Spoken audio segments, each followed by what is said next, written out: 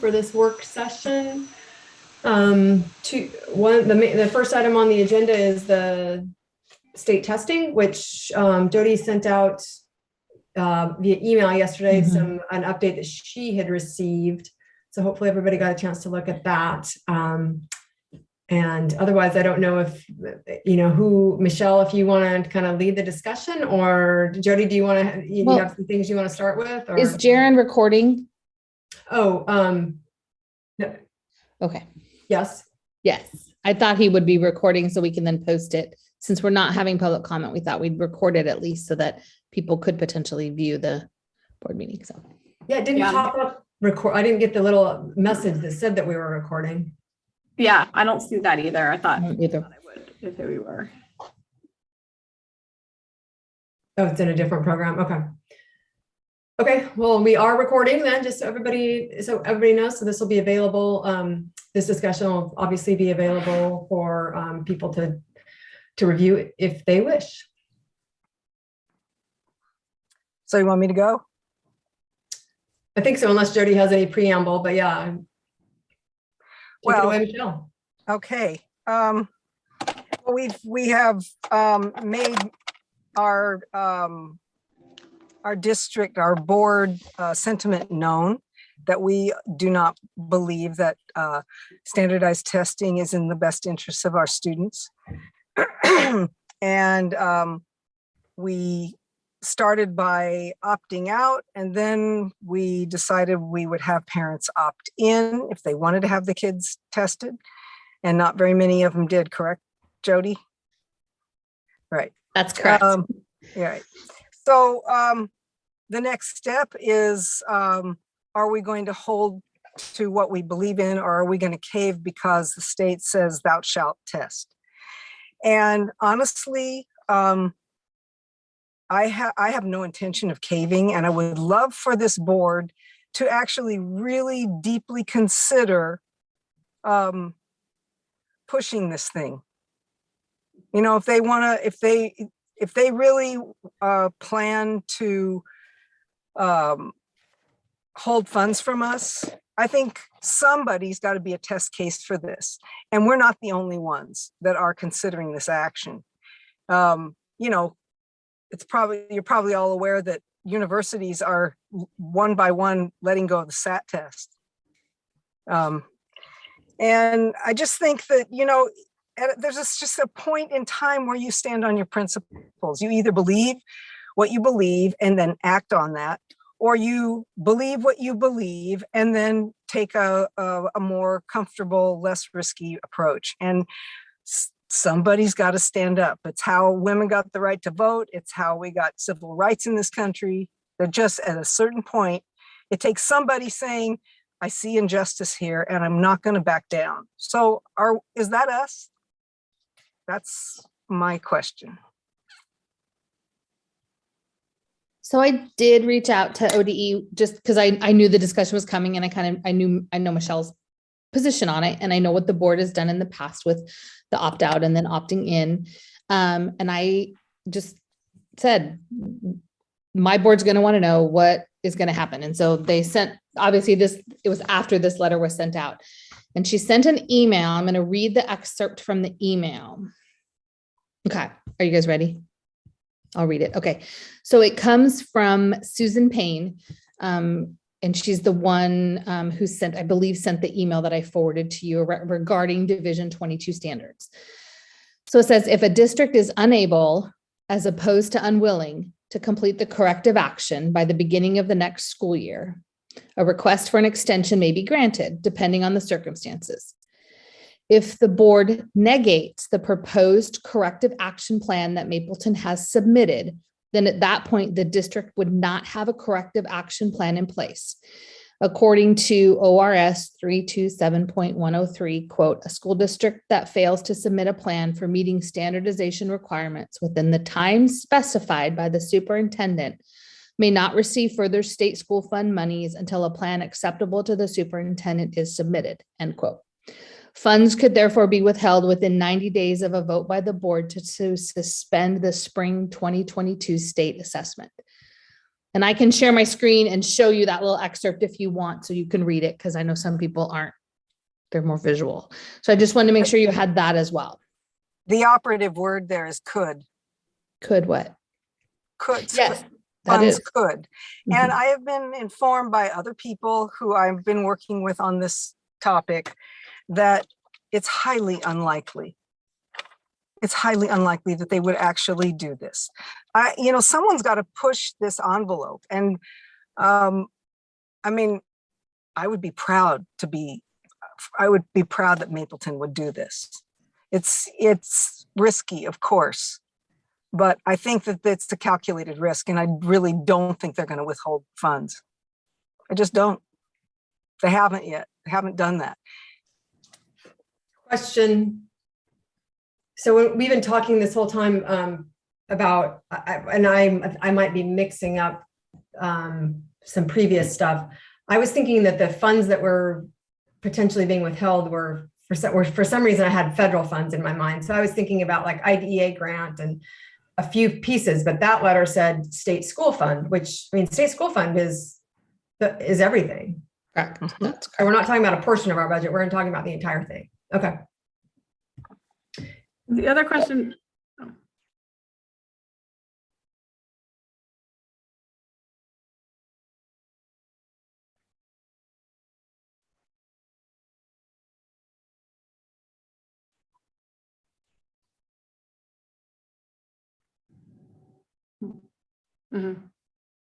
But they did send that letter, but I'm not sure, like, that letter still wasn't like, you have lost this, it's gone, and I don't know what the follow-up on that has been or will be. Are you referring to LC's letter regarding? Yeah. They froze all of their ESSER dollars. Right. So they won't be until they are in compliance. At least that's the last I heard. Right. But then they will get those ESSER dollars back fully if they're in compliance. And I assume that means if the metrics change, if the rules change, and then they're in compliance, even though they weren't in compliance for this section of time. Yes. I don't know that. Yeah. I feel like I don't want to debate their situation as much, but I think it's a serious thing that I would expect we'd get at least a letter saying that until you're in compliance, those would be withheld. But whether or not that had actual teeth, I don't know. But really quick question. I know we've talked about this a lot in the past. I just need a refresher. So when we administer it, if we choose an saying that we'll administer it is one thing. What is the minimum we can do legally to have administered it and to meet this obligation? So we have to provide the option for families to opt out. So we have to offer testing to all of our students, 3rd through 8th grade, and then 11th grade. We have to offer the testing, and if parents opt out, that's their choice. And we provide that. That is something we could do a little stronger, is right. to make sure they understand what opting out means, and mailing something home to them. That's something that we could do. Typically we send it home with the kids. So in order to be compliant, you have to offer it to all students that would be for standardized testing. So 3rd through 6th grade, math, reading, science, and then 8th grade, 7th to 8th grade, and 11th grade. But our opt-in, we're still would be offering it to all students. I don't believe opt-in would qualify us, because the corrective action, and I pulled up the Division 22 report. What I said was the district will administer assessments to all required grade levels for the 21-22 school year. So right. I can ask for clarification if opt-in. Well, because you could administer them, but if no kids have opted in, we've met our obligation to administer them, even though nobody is taking them. My guess is that ODE would find opt-in the same as not offering them. Right. But in my conversations with ODE. Right. When I was reading the Division 22 and our response and our thing, and then I was reading the letter that, that was attached to that. to me, that nothing in there indicated that opt-in wasn't an option, because if you offer them and you administer them, then, but you know, if you have kids who want to do it, then they have the opportunity to do it. And kids who don't. Anyway, I think there's nothing in there that doesn't include that as a way of meeting those. But I am not I would be missing something there, I think. And I agree that they're unlikely to think that meets their intent. But if it does meet the stated rule.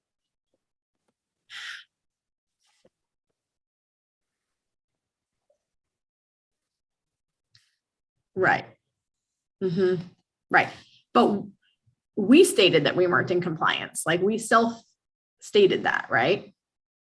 Well, so if you, and I can show you the report. Do you want me to share my screen and show you? I did look, no, I mean, Okay. I looked at it. So I did put in the report, the explanation was assessments were only given to students whose parents opted in. That was the explanation for why we weren't in compliance. And then the letter they sent us that says they confirmed we were not in compliance. So they look at what the information you send in. So they had that information that we allowed parents to opt in, and they still deemed us non-compliant. There was one Division 22 standard I said we were non-compliant in, and they reversed it and said, no, really, you were compliant. I thought, oh, that was nice. So they do it, at least now I know they're Looking at it to those and investigating those. So yeah. Right. Okay. Because I mean, I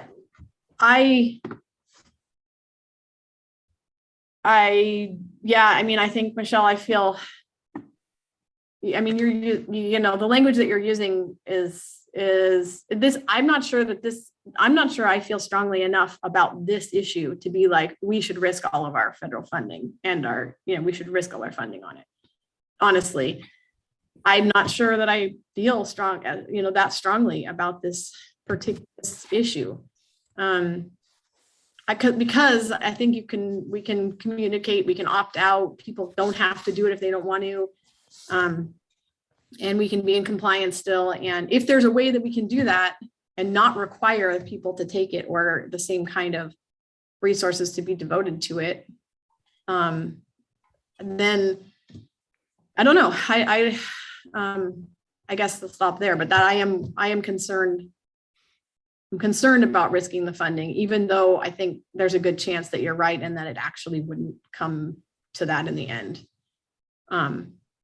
But I think it's mostly for me that I'm not sure that this is like, I know that this is something that you are committed to. And I also know that it's something I'm not excited about the tests. I don't want to push them. I see no reason for them, but it's also not something that I feel very strongly against either.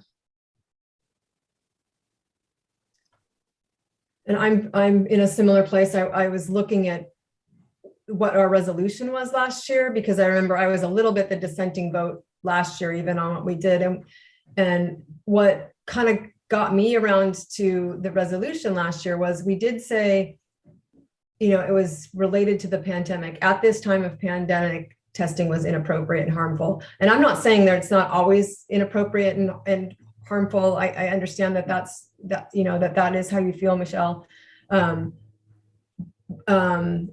But to me, like, after not having been in school for for 2 quarters or whatever it was at this point last year, what I really didn't want to have students taking 2 days or whatever it is out of what being back in the classroom now to take a standardized test.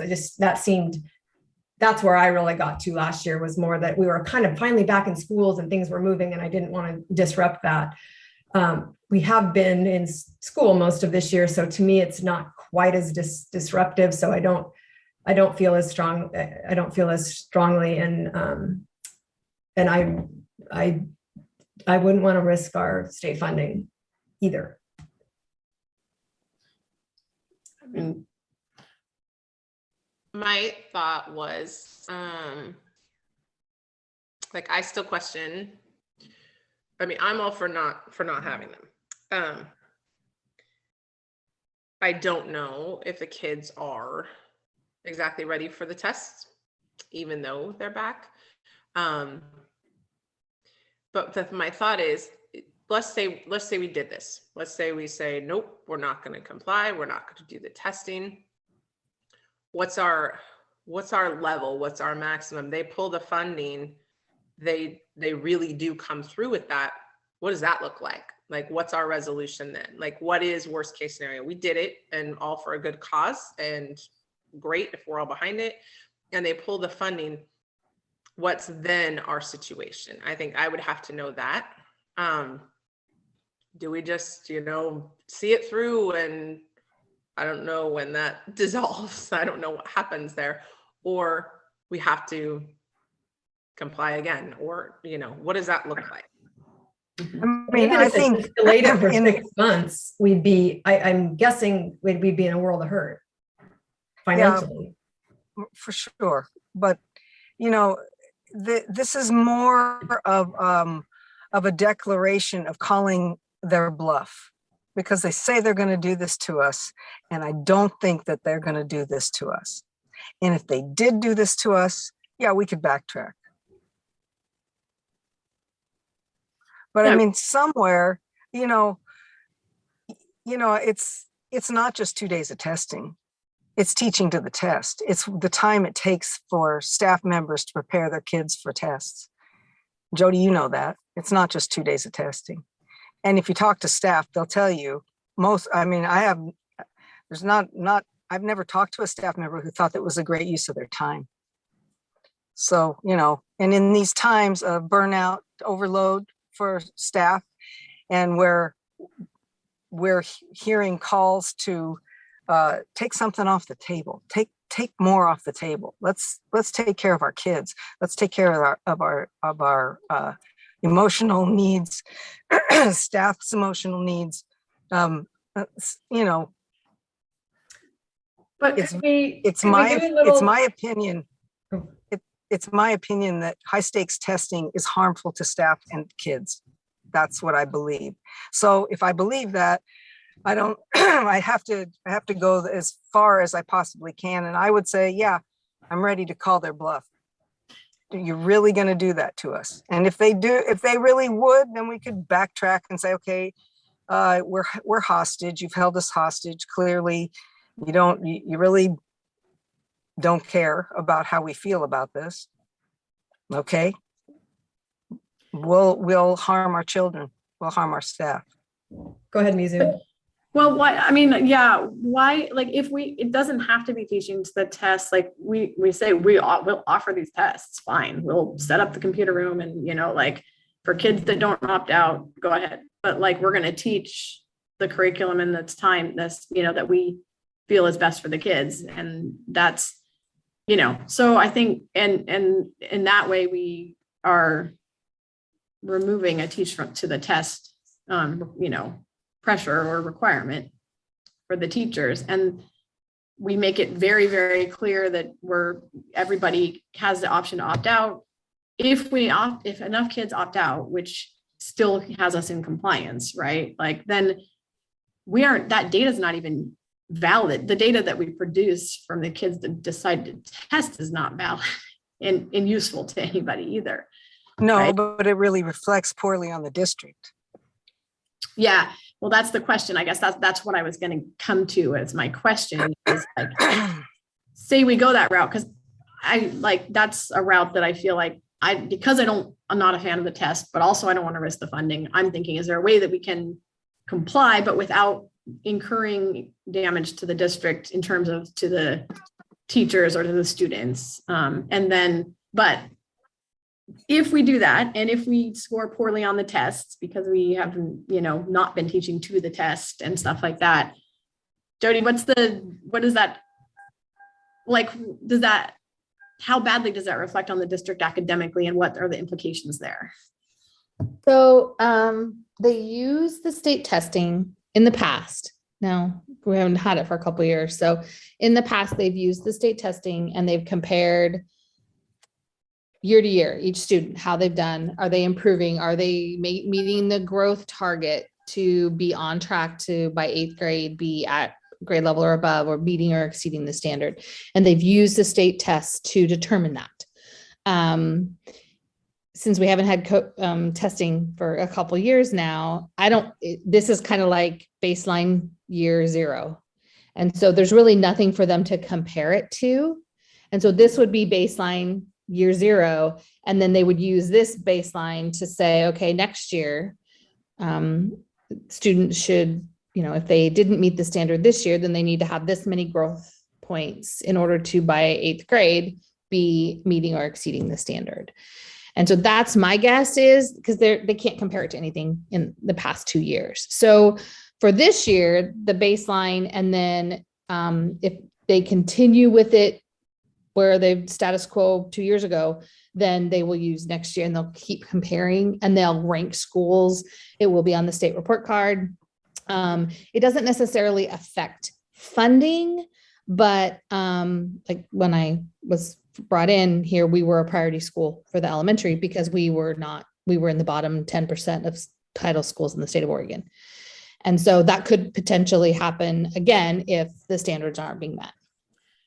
Right. And that's no reason- really a very false metric. Well, and there's no reason that the standards wouldn't necessarily be being met, because we're saying you don't have to teach the test, because presumably we're still teaching good information that Right. is still educating the kids in Right. a way. And that we do want those test results to reflect an honest, accounting if we have them. There's no, we don't want to be trying to test to the test just to test, but it should be. So it's not like we wouldn't be teaching the kids anything, Right. We would We're compared to other schools. Yeah, but I'm saying the kids may not do poorly on the tests, just because they were not teaching to the test, The purpose of the test is, it's standardized test, is to assess the standards that everybody should be teaching at kindergarten, 1st grade, 2nd grade, right? And so where the discrepancy comes in, it's not that we're not teaching the standards. Every school is teaching the standards. It's access to the technology and the actual taking of the test. Being able to sit in front of the computer screen and manipulate the mouse and type and, give them a piece of paper. Yeah, they could write it out at the elementary level. But so that's where the discrepancy with standardized testing comes in. I remember when it was paper pencil. I felt that was a little more accurate because everybody had paper pencil.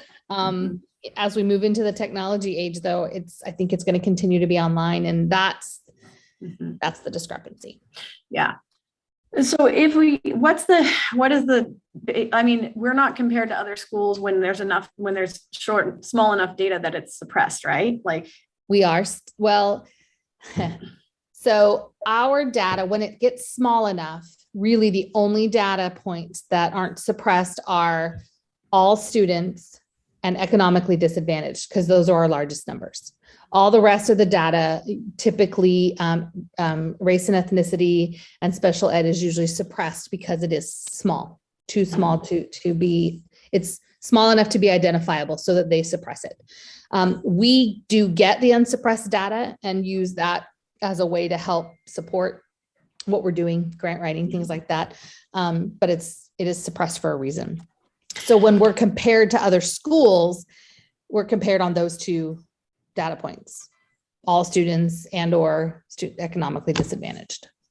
Right. But if we had like an 80% opt-out rate, would they use the 20% to compare, if we had, or where is that a rate where we're just not in the running to be like? I mean, that was kind of my question as well. Could we get behind a campaign to strongly encourage people to opt out and end up with hardly anybody left taking the test? What does that do to our rankings when there's hardly anybody even taking the test?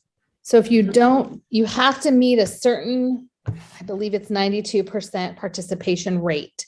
Some years you meet it, some years you don't. And usually it's just based on, 3 kids that were sick for 2 weeks and didn't finish the test, right? I mean, because we're so small, that 92% is a very small amount of kiddos. if you don't meet that 92% threshold of giving of participation, then it reflects on the state report card and your individual school report cards. And then you just have to tell ODE how you're going to increase the number of students and or why they didn't take the test. It's not as, I don't feel like the participation requirement is as much of a Risk. thank you. Yes, risk. Mhm.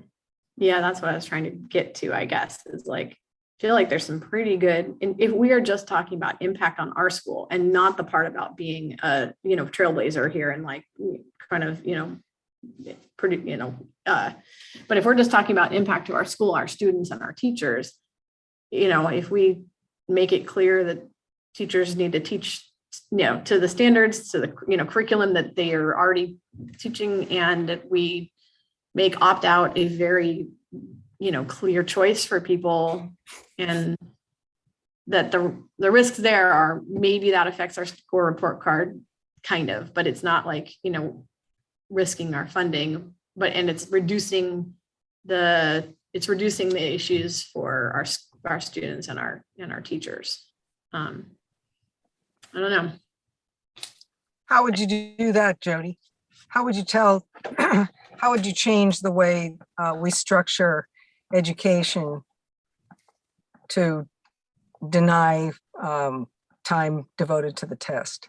So typically what we've done in the past is we've scheduled time for the classes, elementary, to go into the computer lab to do practice tests. So teachers would start in their classroom and they would do a practice test together on the smart board. And then that's a couple lessons where they talk about the different formats that are in the test, the state tests. And then they go into the computer lab to practice, and they actually do practice tests in math and in reading. And then there's a writing component just so they get used to what that's like. And so if we were to restructure and teach to the standards and then, okay, here's today's a test day, we're going to go in and test, we wouldn't do that prep work. Whether or not that affects the student's ability to perform on the tests, it's unfortunate because, like I said, the problem with the standardized test is it doesn't just test their content knowledge and the knowledge they have of the standards. If they could sit there and talk to you about it and answer the questions verbally and you type it or you maneuver the math problem around, they could probably do a lot better on it than if they're forced to actually do it on the computer. So, I don't know that it's by taking away that prep time for preparing them for taking the test. I don't know that that's going to necessarily impact their ability to perform. We are lucky because last year we were 1-to-1. Kids did have Chromebooks. They had more access to the technology. They do now as well within the classroom setting with the Chromebooks at the 3rd through 6th grade level. And I know they do at the middle high level. So there is a little bit more familiarity with the technology. They won't be using the Chromebooks for the standardized testing, but they do have that familiarity where before they didn't have that before we were a 1-to-1. So if you were to say, we just want to make sure that you're teaching the standards and then not necessarily teaching to the test, then we would just drop that prep and it would be, okay, today's your day to go in and take the reading test, or these 2 days, or, this is your week, this is your time slot. And so it would just be going into test. And how much time are you taking away if you did that prep? The prep is usually about a week for language arts and a week for math, because 3rd, 4th, 5th, 6th has to go in the lab to do it. So like 3rd grade takes a week for like an hour at a time each day. So like 4 hours the first week for math, and then 4 hours for language arts. And then sometimes it's a little longer for our kiddos that need extra time, more support. So the prep is typically the prep can be longer than actually just going in and taking the test. So. And the test really tells if you can take a test well. I agree with that. It really doesn't measure what we're trying to measure. This is the fallacy, and this is what it's all based on, is that this is a metric that is used to help teachers do a better job in the classroom. They're already doing this. They're already doing the formative tests all the time. I mean, you know, we all know what's wrong, and I'm not hearing that we're going to challenge that in Mapleton. Well, I mean, I don't, I mean, I don't know that, I mean, I feel like this whole discussion is challenging it because we are like, if we're, you know, if we're talking about ways to not, we're talking about ways to not comply in the way that it was intended to comply. And we're talking about it in ways to do that, that hopefully remove the problems, you know, for our district in that. So we don't spend time on that. If we have optimize opt-out options, then, you know, you aren't loading the kids with the anxiety and the, you know, and the taking that test. If we don't spend the prep time and we don't do just the test, the stuff that's only for that test that we wouldn't do otherwise, then we're not requiring that. So I don't know. I mean, I feel like we are challenging that. I think the part we're not challenging, or in the conversation, or the part that I said that I was nervous about challenging, is the part that has to do with taking us out of compliance in a way that would, you know, risk our, I don't know, the greatest percentage of our funding. Because that does make me nervous. So. Yeah, but you know, I mean, it's bigger than us. It's like we know this. Of course, we're the stewards of this little district, but all kids matter. And somewhere there, I mean, all over the nation, there are school board members and legislators and staff members who say these tests need to be eradicated. We're trying to find a way to do this where it's risk-free. And I don't really think that that's possible. I mean, we can make little incremental movements, and I can appreciate people's nervousness, but you know, it's like put up or shut up at this point. We've been saying the tests are, I mean, there's no reason to have them. And that one day they will be gone. I believe that in my heart of hearts, they will be gone. You know, whether we play a role in dismantling an unjust system, you know, that's to be seen. But I don't think that there's a way to do it. I think that the cautious way is costly in its own right.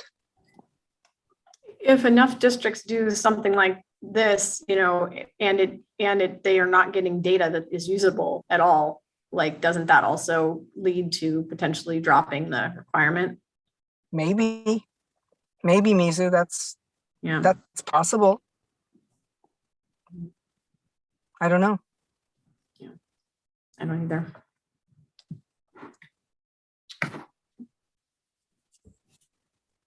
Oh, Mary's in the waiting room. Oh, can someone let her in? That's Jaren.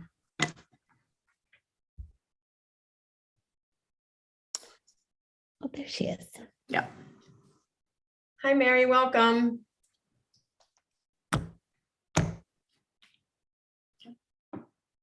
Hi, everybody. Oh, Sorry, I mean, you know, I think we're at a place. I don't think more research is necessary. I think we all have what we need to, as I said, put up or shut up.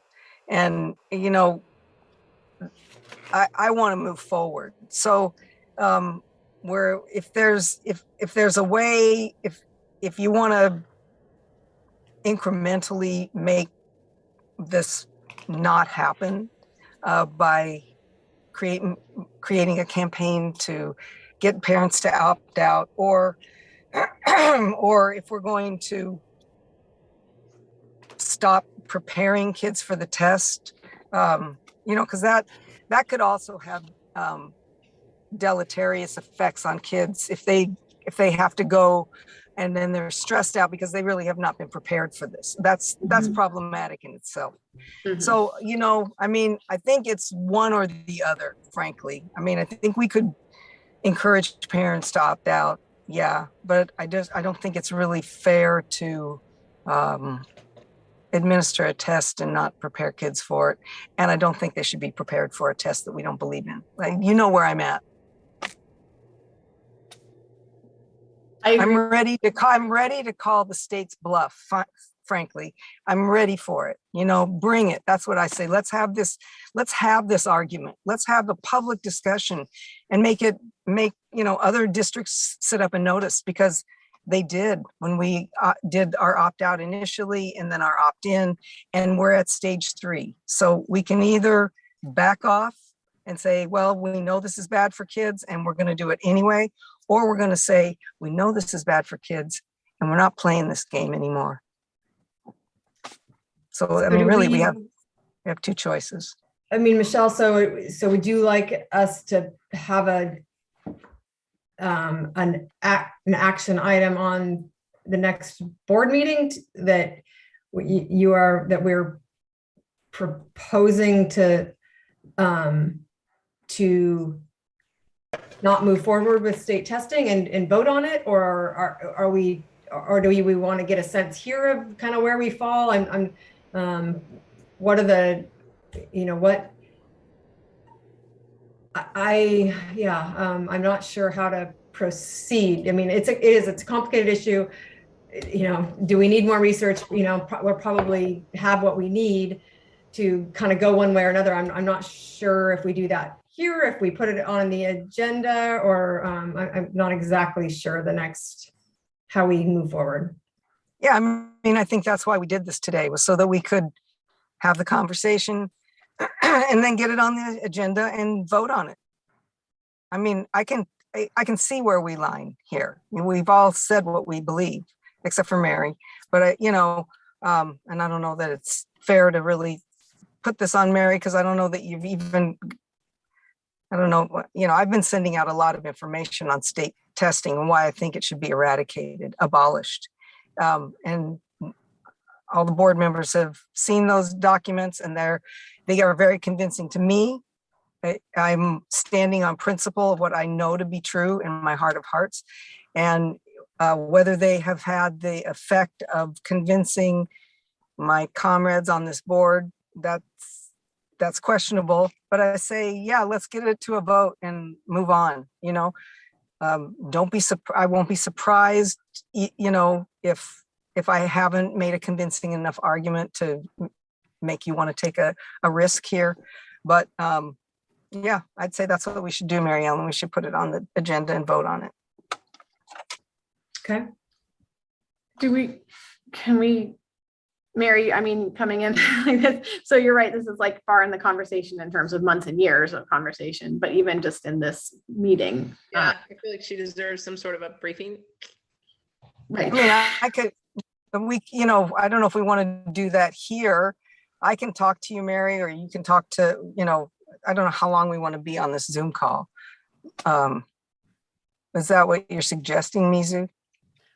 Yeah, like just, I mean, well, just to see, I mean, Mary did have some of the materials probably leading up to this, but not the whole scope of them by any means. And so I don't know, I guess just, Mary, is there information are there questions you have? This would be a good time to ask them of us. And then there's probably background that you're going to need just outside of this meeting that, you know, from all of us, for sure, from Michelle. Yeah. So, I mean, I'm also a parent, so I've kind of kept up with this stuff just because it's relevant to my life. So I already kind of have my own thoughts on that. Michelle, they pretty much align. So just, I don't know if you care to know where I'm at with that, if anybody cares to know where I'm at with that, but that's where I'm at with that. I would love the information. I mean, even if it could just be emailed to my New Mapleton Sailors .org email, just so that you know, if I'm approached or if there's any, just it's nice to have that information kind of at my fingertips all in one place. Because prior to just a couple of the stuff like on our group text, you know, it's only been with being at the school board meetings or things like that that I've seen any information on it that's like substantive. You know what I mean? Because you know, my opinion is only my opinion, and I don't want to be splitting hairs or going up against it in anything in any particular way, but having some concrete, you know, references all in one spot to that email would be really beneficial for me. But you don't really have to harp too much on it. I'm pretty sure I'm on the same page as everyone else. Well, Well, we're divided here. We're quite Yeah, we're divided. not, I think we're not all on the same page about the action going forward. I think we've all stated that on the same page about not valuing the test as a thing that we do. But I think the action going forward, we are not on the same page about. And so that's, Gotcha. Okay. that So came.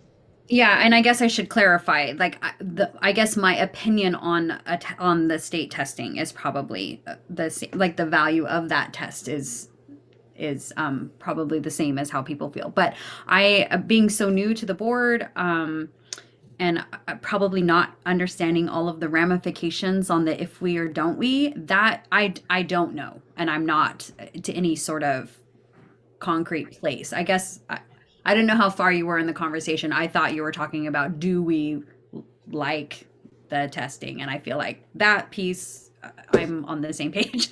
But the rest of it, yeah, I would definitely need to know before I can make a informed decision. Right. It wouldn't hurt for us, for all of us, to summarize kind of like, you know, I feel like, to just so that we could be conveying some of the conversation to Mary, and also just that'll help us gather our own thoughts. Like, okay, here's where we are really at.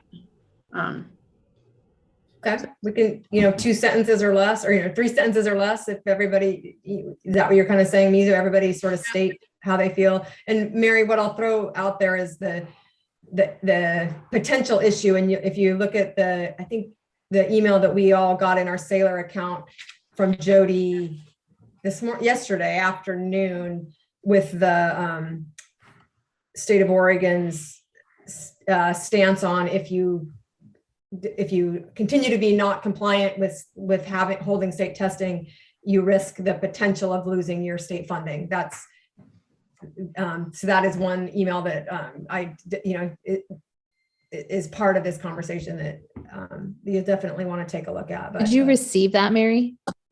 So no, yeah, I did not. I don't have an Okay. email. I will resend that to you. My apologies. That's my fault. I didn't have you in the group email. So I will resend that to you. okay, yeah. So that is Thank you. Yeah, I'm like, what are you talking about? Jody and I are having a party tomorrow at 1. That's all I know. Mm-hmm. I think that I mean, to summarize that, we were out of compliance last year. I mean, Jody actually probably is better at summarizing this, but basically we were out of compliance last year because we chose to do opt-in. Last year was, you know, there's grace period for last year because of COVID and from the state. But they're saying that you must be compliant now. And the compliance, if I understand it correctly, Jody, is saying that you have to offer this test to everybody who in the, you know, grade levels that the state requires it in, and that would have you being in compliance. And what they're risking is, or what they say that the consequences could be, is that they would withhold all state funding from us until we were back in compliance, is sort of what it sounds like. So did I summarize that correctly? the only piece I would add is offering the test does mean people can still opt out, but you have to offer it, and unless somebody opts out, that they would be participating in it. So that's the only other piece I would add. Right, but that you can talk to people about opting out or opting in or whatever. Like there's not but there's a lot of nuances to it. Like we're such a small school. There is like some rule in the past. There's a rule that's been relevant in the, in this conversation in the past, which is like, you need a certain participation rate for your data to be counted, or for even you to be counting. I think in the past, Jody, it was, you have to have this participation rate in order to be deemed compliant even, right? That's correct. So you have to have a 92% participation rate, which for us could be 5 kids not taking it, with our small numbers. And then most of the data is suppressed because of the small numbers of students, especially when you start looking at race and ethnicity stats data that they put in there. Basically, the 2 pieces of information that really truly never get suppressed are all students and economically disadvantaged, because those are our largest numbers of students, because it's the majority of our students. The rest of them, I believe if it's 10 or 12 and under, it gets suppressed. So for our class sizes of less than 12, all of those numbers get suppressed, which means they're not shared publicly. So, and we can talk about that tomorrow too. Yeah. Okay. Anyway. Oh, from a purely testing abolitionist's point of view, which is where I'm coming from, this is bigger than Mapleton. This is about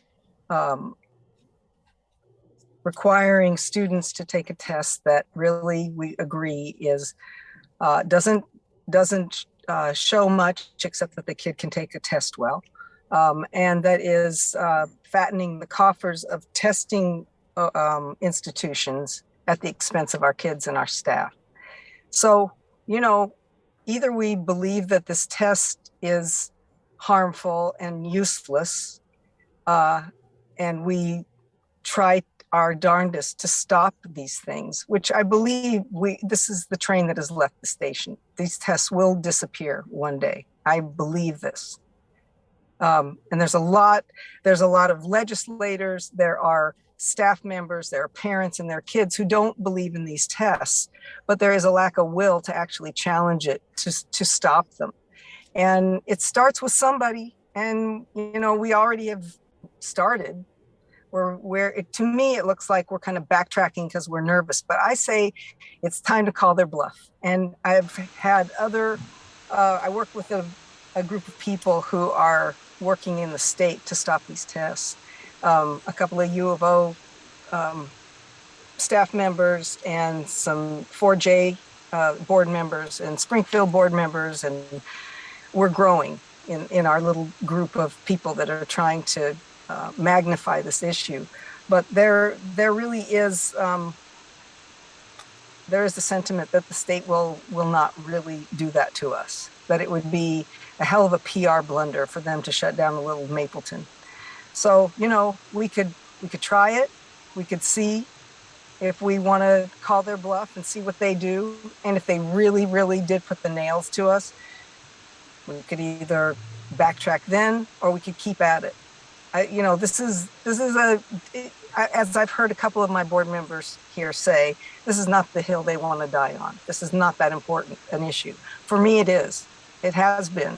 And that's why I spend a lot of time outside of Mapleton working on this issue with other people, trying to bring some sanity to what seems like a really insane educational blunder. And since I just like to bring up financial and data related things, just as a reminder, in the event that the board wanted to move forward with it, we do have $3 million in the bank. So we could survive for a little while. Thanks, Jaren. That wasn't what I thought you were going to say. Can I hear everyone else's thoughts then? Sure. Mizu? Sure. I was calling you first. Sorry, you're on the top. I You're the top know, one. really. Yeah. Okay. I have to make sure I say the same thoughts.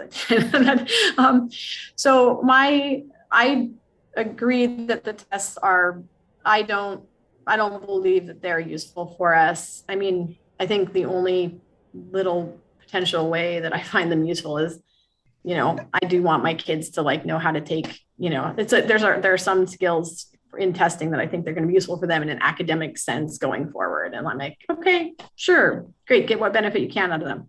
I do not think that's enough benefit to, and that's for me personally as a parent, you know, as a board member, I think there's a lot of harm and, you know, potential time that I'd rather see spent in other ways, in, you know, teaching in our district and learning in our district. And so I'm not a fan of the state testing.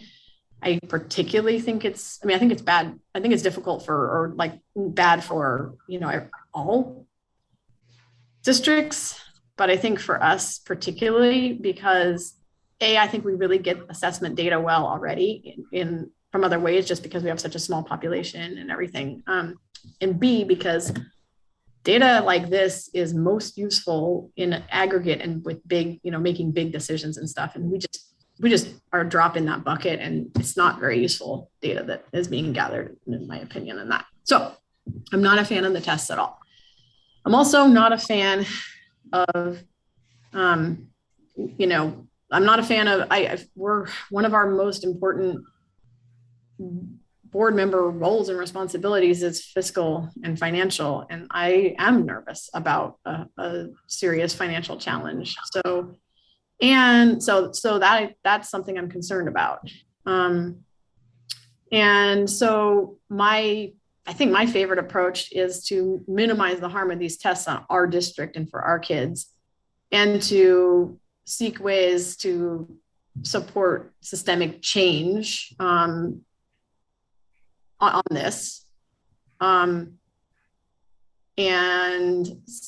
you know, so in terms of minimizing the harm to our students and staff and stuff of these tests would be minimizing the amount of time so maximizing the number of families who understand that there's an opt-out option that's easy for them to do, you know, so talking to every family and making sure that they know that, and providing that opportunity to everybody, so that the students are, you know, not required to take the test if their families don't want to.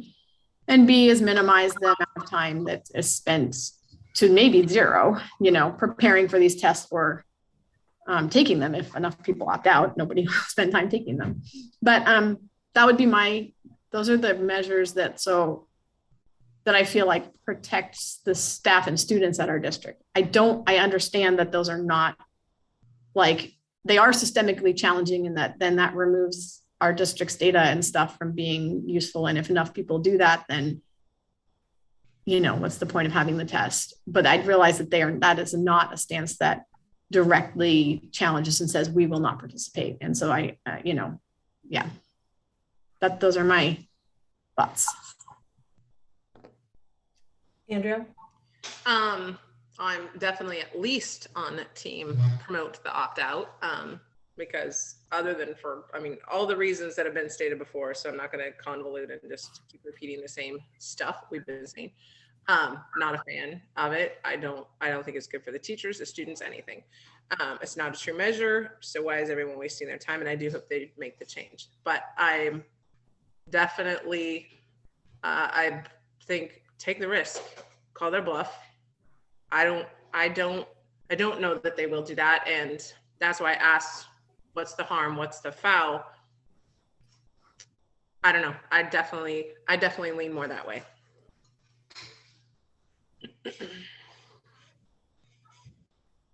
So you are leaning more towards the opt or not participating in this spring. Okay. And I'm the lone not parent in this group. And so I don't have the personal experience. I do think state tests, I think it's biased. I think we need something different, something better to assess learning. But I do think we need to assess learning. So I guess I'm not quite as, I just don't feel as passionately. Just, now that you said that, I don't want to not give my point out on that and not to interrupt you, Mary Ellen, but I don't want to forget this because I think I've forgotten it a few times. is a big discussion at my school quite often. And our theory is you've went to school for 12 years. It's the same as the essential skills they take at the very end before they are required, they had to have that as requirement to graduate. If you pass your classes and you've done your schooling every day, whether that be at the elementary level or the essential skills at the end that they aren't being required, you've done the work. And I'm not sure what my child taking this test to say she's done it versus the work she's already done. I can't wrap my head around that anymore. So in that sense, I just wanted to say that I feel like they're evaluated all the time. That's what they're reporting. So I don't think forcing them to get this again, pull this out of your head again and perform is a true measure when they've already done it. So mine is hard on the team. When I met with ODE members, they were actually they themselves want to move away from standardized tests and believe that formative testing, which is the daily and the weekly assessment in the classroom, is really a far better measure of what the kid's capable of and what they need. And that happens every day. So when you say, of course, we need to assess kids, we do. Our teachers assess our kids all the time. And they do it for a reason, because that helps them pinpoint what they need to pay attention to. The state tests, all they're doing is gathering information, aggregating, and fattening testing corporations globally. This really, it's just a win for a big fat corporation that feeds off of our kids. Our kids are being assessed every week. You can ask Jody about that. But sorry, Mary Ellen, if you weren't done. No, that's okay. No, I mean, that's really kind of the end. Since I don't feel as strongly about it, and I do feel there needs to be some sort of assessment and data out there, and I'm a data and numbers person, so I tend to fall more on, I'm not gonna have as strong feelings as you guys. So my kind of, while I don't think that we're doing the right thing, I don't think state testing is right necessarily. Because of the potential loss of funding, I think it's too risky to make a stand on this, especially since there's the opportunity for everybody to opt out. So those parents that don't want to do it can opt out. So that's kind of where I stand. So I have a couple of questions. First of all, thank you for talking me through that.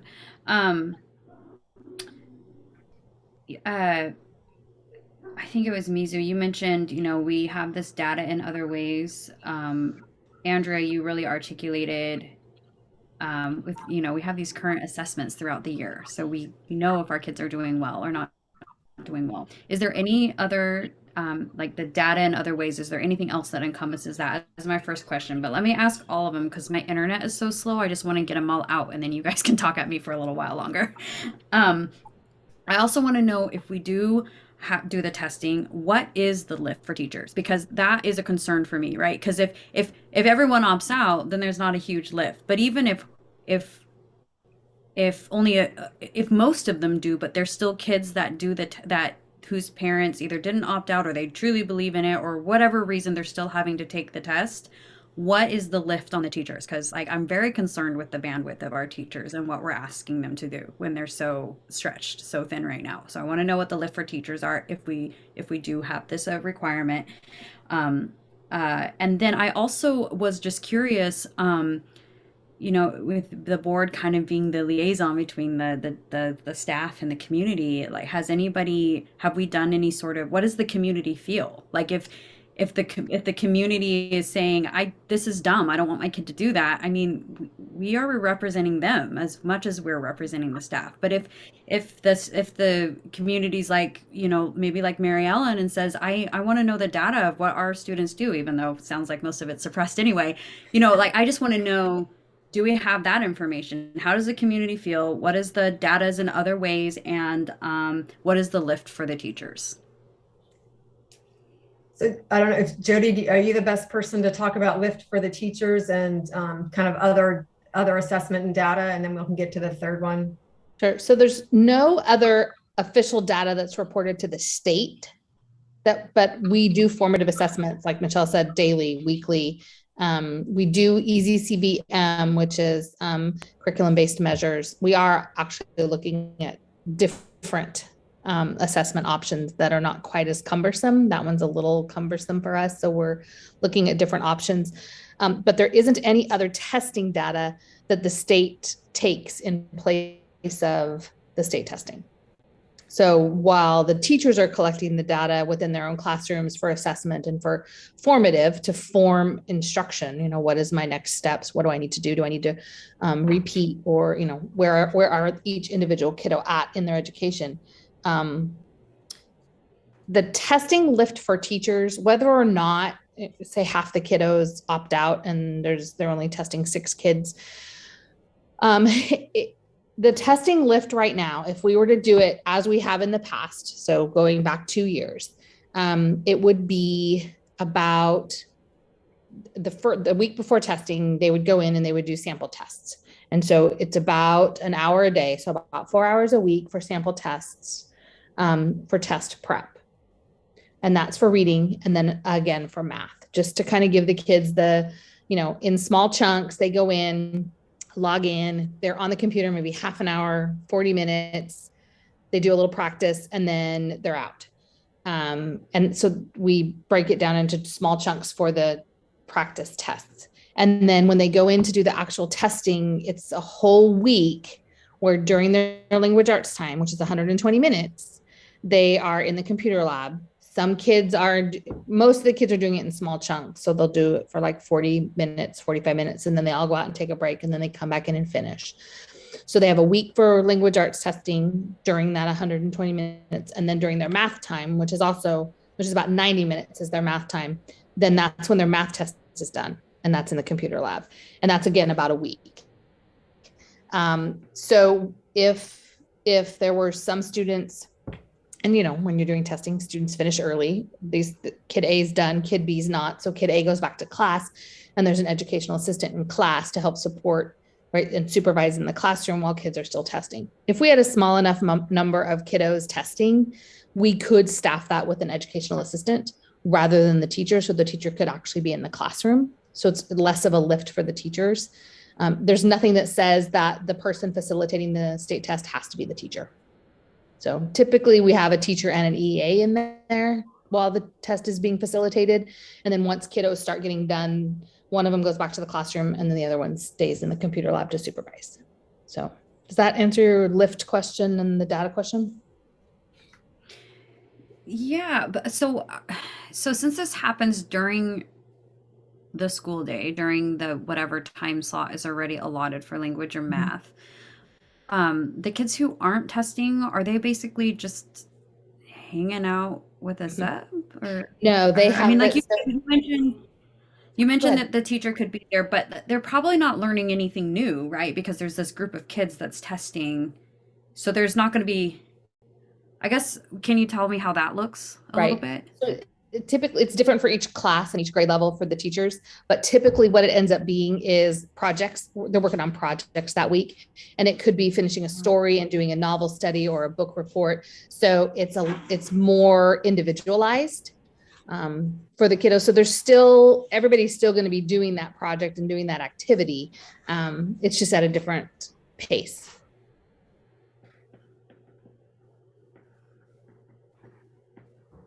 Okay.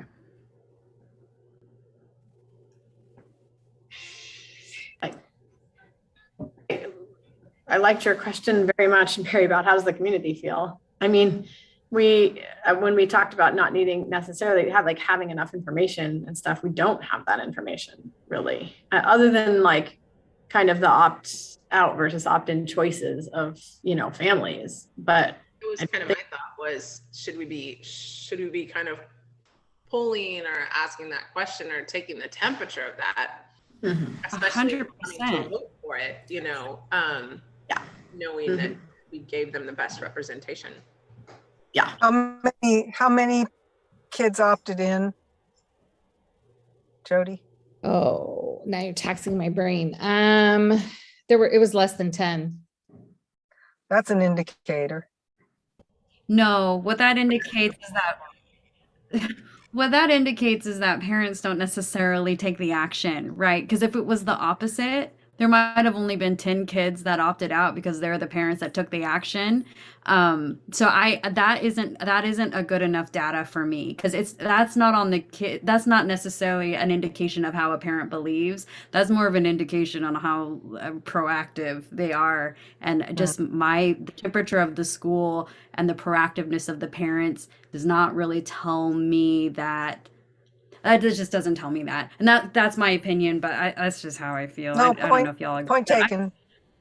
Point taken. I'd much rather actually see what the community feels, because, if anything, with this appointment of me to the board, I mean, all of the negative comments I could definitely tell came from a place of fear of them thinking that that me specifically, and then of course the whole board is always just kind of collectively brought into a conversation of this like pushing an agenda, and that's not what we're about. We're about representation. And so I think this would also be just a really good faith thing. Like, we care about your kids and what you want for them. This is an issue that we're going to have to vote on as a board. How do you feel? So how would we get, you can ask that question, but you have to give some context and some education around it. And I think that part of the reason that we have a lack of involvement is because there's a learning curve that hasn't really been addressed. I mean, there's a reason why we don't believe that this test is good for kids, why we think it's harmful. And so, I mean, that would have to be expressed somehow so that parents could make an informed decision or an informed vote. For sure. And I think that would be on us to provide. Right. And that's a challenge in itself. So, I mean, we'd have to figure this out, how we're going to do it. We don't have a district newsletter anymore. Not everybody is online. Not everybody reads the notes that are put in their kids' backpacks, so, I mean, we in good faith, I'm sure there are ways, just like we were talking about with our superintendent search. How do we get information from our community about what they think, and how many people actually will apply themselves and use this and help us make our decision. I don't have any problem doing that at all, about asking parents where they're at. I think that that's empowering for parents. I mean, we've seen in over years, the kids that do the best in school are the ones whose parents are involved in their education in a real way. So this could be a help in empowering parents to speak up. And I don't know how often people get contacted by community members about issues at the school. I mean, as board members, it's not super common, and we're very available, really. Well, it's not super common we get contacted, but it's super common that people express opinions about it. And, just not necessarily directly to us as board members or anything, but people have opinions and want to be heard. I think that I would definitely be supportive of seeking input on this in all the ways that we usually use. And then I think that the times that I felt most community connection have been during two times: one with the bond outreach meetings that we held, and two with the I think that was school investment account meetings that we held in different places. And so if, I've been feeling, and we've talked about this before, but that our board, trying to make ourselves available for conversations like this, saying we will be at this location at this time, please come and discuss this with us, stuff like that, So I'm in favor of reaching out the normal ways, sending information home with kids, getting it put in the Siuslaw News, putting it on our website. And then, I would be happy to engage in some community outreach, like just be in a place at a time and let people know that's the point of, the conversation on place. So I think that, I don't know. I think that would be great to know about, to get that information from. I think, and we can definitely do that. I think that probably puts our vote on this off, at least till the March meeting, which I know there was sort of some timing issues while we wanted to do it in February, but maybe March still gives us enough time to react, Jody, and before, yeah. We don't start even. I mean, is this too much on our plate with our superintendent search? Do we want to wait until that's done? Can we do that and then go to the community, or what's the timeline? Is in April, isn't it? April to May or something? We start, the testing window is April through May. So we actually start in April. Mhm. Well, it's clear that we need community input. We're agreed on that. So we're just going to have to add this to our work schedule.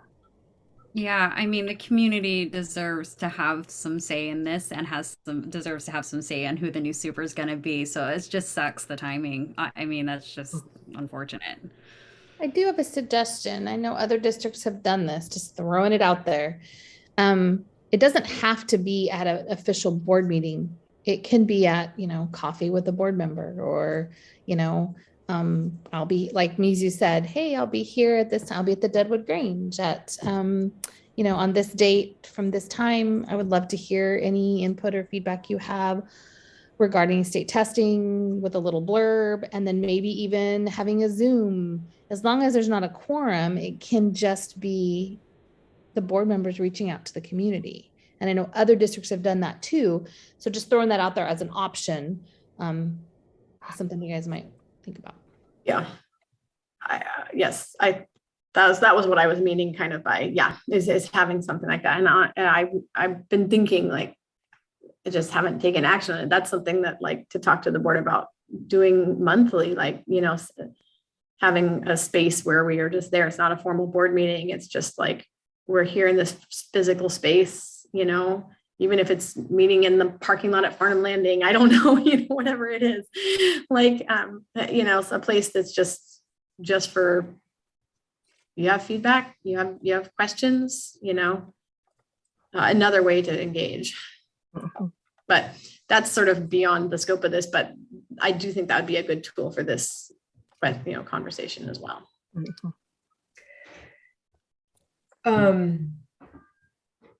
Is there I love the idea of the meeting, and you have brought up that before me, and I do think that those individual meetings, I love it.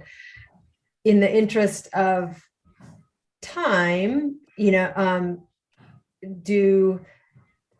when I first started, the other thing with board engagement that I recall, or community engagement, was the Salty the Sailor, and we did some sort of survey. We did some sort of electronic survey for that, and I think it was just available on the website, and sort of people had to, then we sent notices out. Is that something that's possible? Or we don't manage a Facebook page, I don't think, but I know there's surveys you can do through social media too, although I don't have any of that expertise, so I don't want to volunteer, I'm not necessarily saying that's the right thing, but I don't know if in interest of time, is there some sort of survey that we want to get out quickly that we could, send out via Remind app, put on the, I realize like you said, we just did this for the superintendent stuff this morning, but I don't know, maybe people are in the survey mindset then. And what if you did that and you said, there's a survey, or, because we can put that out on Remind app, just like we did with the superintendent search. You could say, here are your options to communicate your thoughts. There's a survey. Here's where we'll be and when we'll be there. And here's our email addresses. Yeah. So they've got, or phone number even. And you want to have the opposing, I don't know about opposing views, but a blurb on the website, because like with the superintendent search, we have, we're gonna be putting out the survey, but, well, search, not as much info, but, so yeah, have a web page or something on the site that, provides your thoughts on it and stuff, so that people have that background, can see that background knowledge, at least it's out there and stuff, to be able to have an idea of the conversation. Well, we could even start with the resolution we sent out last year, as it has some of that information about kind of the stance that we took last year, but then here's where we're at this year. Here's, the things that that are under consideration right now, and, potential loss of funding, that kind of thing. And then we'd like to hear your thoughts. That might be something that would be kind of already partly done, so it wouldn't be a too heavy lift as far as putting a document together. That's what I would. Time-wise, as long as you guys have it on the March board meeting agenda as an action item, then that gives us time to know which direction we're going at the schools. So that gives you guys a little bit of a grace period, because I know you're really pushing hard for the superintendent search. So. Yeah. How about if you retire in a year, Jody? Wait, what did you say? I said, would you consider one more year to give us a grace period so we could deal with the testing? No, sorry. Okay.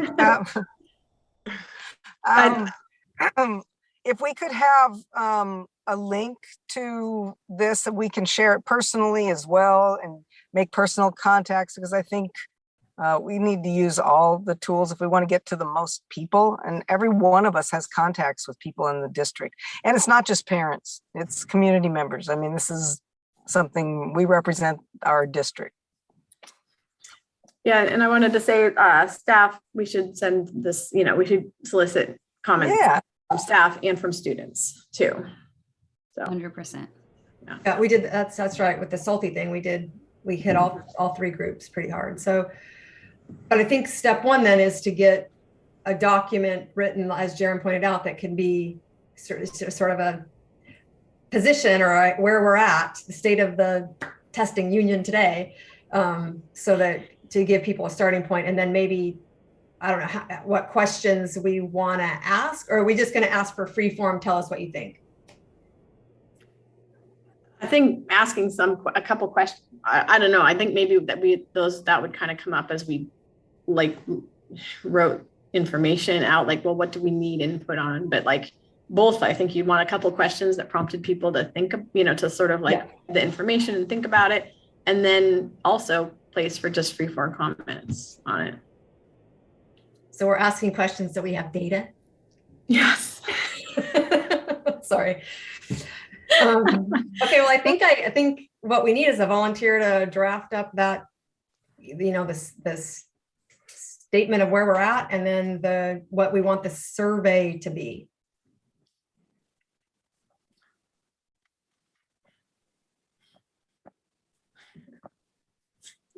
Michelle, I'm sorry, but it's got to be at least it's got to be at least Michelle. I think I'm going to throw you under the bus, and I'm not sure why. I mean, I'm not sure why you're asking me to do that. Oh, to draft up the document. I guess because I feel like this is your baby.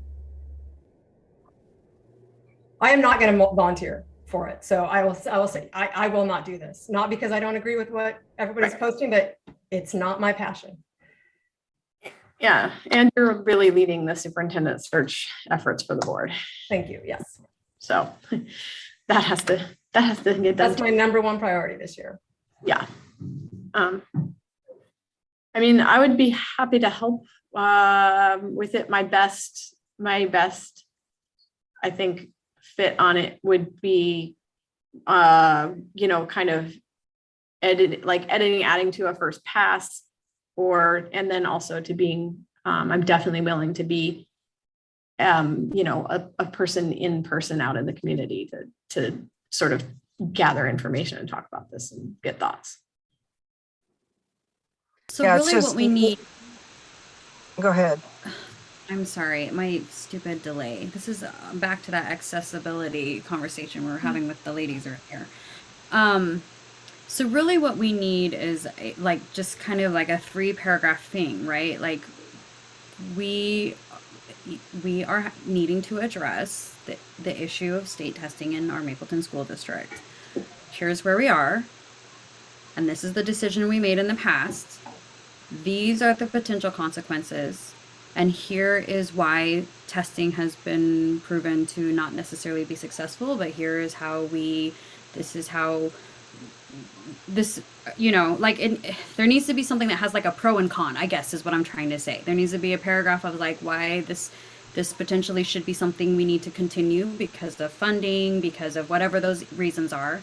And this is this is the reason why we are putting it out to you as parents to decide if not, because here's the data, as it were, that this state testing does not necessarily show achievement, and here are the other ways that we can show achievement. And then at the bottom, like maybe 2 questions. Do you want us to would you like us to have the option or require state testing but have the option to opt out, or would you like us to take state testing out altogether? And then at the bottom be, please explain your thoughts, feelings. Yeah, Right? Sounds like I mean, you wrote it, Mary. no, I don't. I do a lot of that kind of stuff. I just don't have the data to put those words together. So I mean, I know as a parent what I would need, but I don't know what those words are. So if this was just a year ago, and now if I was at it a year ago and I'd been a part of the conversation for the last year, I'm 100% sure I could write this document. I've been here for 1 week and I am not comfortable enough to do that. So I mean, I would love to be on board to help. I think that would be a great first thing to help me, for me to help get my feet wet and like help contribute to this board. But I'm not comfortable taking the lead on that. I'm sorry. It's just Got not. it. I No, don't have I it. got it. No. I got it. I hear you. And I'll do it. I'm reluctant because I'm still jet lagged and I have a mountain of other things besides the school right now, of things that I have not attended to. So I'm exhausted, and the notion that we have this little window of time to do this is really, it's hard. It's hard. And Okay. we're gonna Well, have to. How about I propose, Mizu, you offered to help. What if like you and because I can write stuff like that. I just need someone to help me with like the actual knowledge and the verbiage. Jody, we might lean on you a little bit for some of the data and what actually the consequences and stuff are. So I'm happy to like type some shit out, guys, but I'm gonna maybe Mizu and Jody, if you can help me, and then we can just have a Google Doc that's shared and y'all can put your eyes and your thoughts in on it, and we could probably bang this out in a week. Oh yeah. Well, you could do it. Yeah. Oh, you could do it in 20 minutes. Actually, it could be done in 20 minutes. It's not. We're not. And something that's really important to do when you do something like this is not lead the survey taker to make conclusions. And we are all biased. So that's the part where I was a little reluctant to be the one to do it because I am very passionate and my bias is very public. I mean, I feel the way I do. So I didn't think I was a good fit for this, really. But any of us who write it are gonna, that's why it's good. It'll be good to have other eyes on it too. We don't want it to just represent one board member, right? So I think that yes, if we work together to write it and we put it before all the board for review before we put it out, that would be the best, way to do that, I think. Okay. So I'm going to suggest that I do it because I could do it in 20 minutes. I just have to, I'm going to do it and you're going to viscerate it or you'll love it or whatever. But I'm the one who knows the most about this subject matter. So it does seem like it should be me, and too bad for me that I'm falling asleep in this meeting. But let me put something together. I have to get home first. I'm not even home. So let me get home and I'll try to put something together ASAP because this has to get out ASAP if we're going to vote on it by March, if we're going to use this information to help us make a decision, which I think is the right thing to do. Absolutely. So is it something, Michelle, if you got it done, and sent to all of us or whatever, that we could then, are you thinking then at the board meeting next Wednesday, the board says, okay, put this out. We've got 3 weeks to get the information back in so we can all digest the data for Mary Ellen and the information to be able to vote on it at the March board meeting. Yeah, I don't Okay. think we have a choice. So then yeah. if you want to add, like, because I love Mary's idea of the 4, where are we at? The 3 paragraphs, where are we at, pro, con, and here, what is the question, right? What are the 2 options? And then, that's the survey. But then also, if you have questions or dates for the meetings, where are people going to be? It should all be in one document. It should all be in one thing, one piece of information. Or, you can do the survey. Here's where we are, pros, cons, here's the ask. You can either do the survey online and give us feedback. You can meet with us. Here are the dates and times we're meeting and where, and here's our emails. That should all be in one document. So that means you're going to have to say, I'll be at the Deadwood Grange on this day so we can add that to the document. Why don't we take what Michelle's gonna do? Mm-hmm. And since she has all that info, she can shoot that out to us, and maybe then we could compile those elements around it. Like you're saying, Jody, the Michelle can be available for those. That's great. But maybe a couple of us pick up some Zoom times that we would be available. A couple of us pick up whatever meet and greet in person times. And we can round out that document, just so Michelle's not racking her brain trying to figure all those dates and timelines out. Or does that work, Michelle? Yeah, I'm just going to do my little part. I'm going to write the blurb. And as far as the scheduling, that I'm just going to get this out and have you guys look at it and like it or change it, edit it. As far as, and I agree, it should be one document, but I'm going to do my part, which is just the educational piece. As far as the scheduling and all of that, everybody's got to play their role, because I'm not going to tell you where to be when. I don't know people's schedules. Do you want to, I don't know if do you want to do this as a Google Doc so everybody can just sort of have access to it, or what's the best? I can. So does everybody have access to Google Doc? Well, all our emails are Google emails basically, so we can. Oh, right. Yeah. Okay, and Michelle, I will, just because I have the email open, I will forward you the resolution that was written last year, just if that helps get the juices flowing. Yeah. What juices? Yeah, just to sleep first. Okay. So everybody keep an eye on your email. It sounds like we will kind of need to move quick on this one. So I'm sorry, but you're already watching your email for all the superintendent stuff, so it shouldn't be too much more. I feel like we have a good plan for that, or a way to move forward. Is everybody comfortable? Yeah, Jody, can you be the one then to make sure we get staff and student involvement, or that they get this information too, and somehow we collect their responses? Okay. Yes, I can do that. Okay. It is 4:34. Mizu's gonna have to leave in a couple minutes, as I recall. Other items that we need to discuss while we're here? Superintendent search, the OSAA letter that came out. Did you share that with just me, Jody, or would you share that with everybody? I think that was just with you. I was waiting for OSAA's response. It's in relation to LC School District, and it was good for about 24 hours. LC School District has elected to not follow safety protocols for their school, and so they're dealing with ODE and OSHA. And then OSAA stepped in because of safety concerns with them not wearing masks at all, it being an option.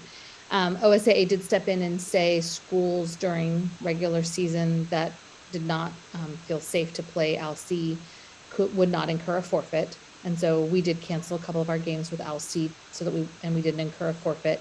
However, and then OSAA sent a letter to ALC and all of the Mountain West League superintendents yesterday that said until ALC is willing to and documents that they're able to follow all of the OSAA guidelines for masking and safety protocols during all OSAA activities, that they would end up forfeiting. And so ALC responded and OSAA rescinded their letter today. So as of right now, ALC is agreeing to follow all OSAA requirements for masking when they're at OSAA events. So basically nothing has changed. League playoffs start next week. And so currently our girls are in quarantine. I believe our boys just got put in quarantine today. I have to call Brenda. She was texting me during this meeting. But they should be out of quarantine. The girls are out of quarantine Tuesday before their first game for playoffs Tuesday night, so they won't have to mask Tuesday night. However, the boys are not out of their masking quarantine until end of next week. So if they come out of quarantine, they will have to mask next week if they play games. But they'll be able to play, I believe it's after Tuesday. It's quite an interesting, contact tracing has been very challenging, very challenging. But that's where we're at right now. We are going to go ahead and play ALC because if not, we incur a forfeit, and for league playoffs that hurts us. So that's kind of where we're at with that. Hope that was a quick. They've agreed, but LC is kind of back on board with the guidelines. They did. I was at the AD meeting today and I'm really glad I went because their superintendent was there as well as a couple others. And I made sure before everybody left that we all agreed. We have a Google Doc for Mountain West League. You've all put in there what the expectations are and what you're going to follow for masks, for spectators, for guests, for concessions, for players. We're all in agreement before we leave this meeting that is what we're going to be doing moving forward. And they all agreed. So, and LC is with that, they're coming here. Yeah, and know that you said, because I know I thought about it on the drive home today. Mm-hmm.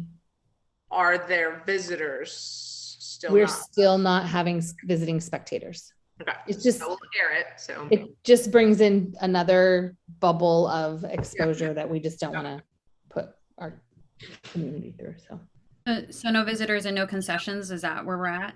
No visiting spectators. And we are still doing no concessions. We found when we had concessions, everybody had their mask down and they were eating popcorn the whole entire game. And so it was, why even have a mask? So we just said, no concessions. The athletes can have water and drink, especially when we had boys play and then girls, the team could sit in a certain spot and eat. But yeah, we haven't been having concessions. Right. But when Jody says just to be clear, there are home spectators allowed.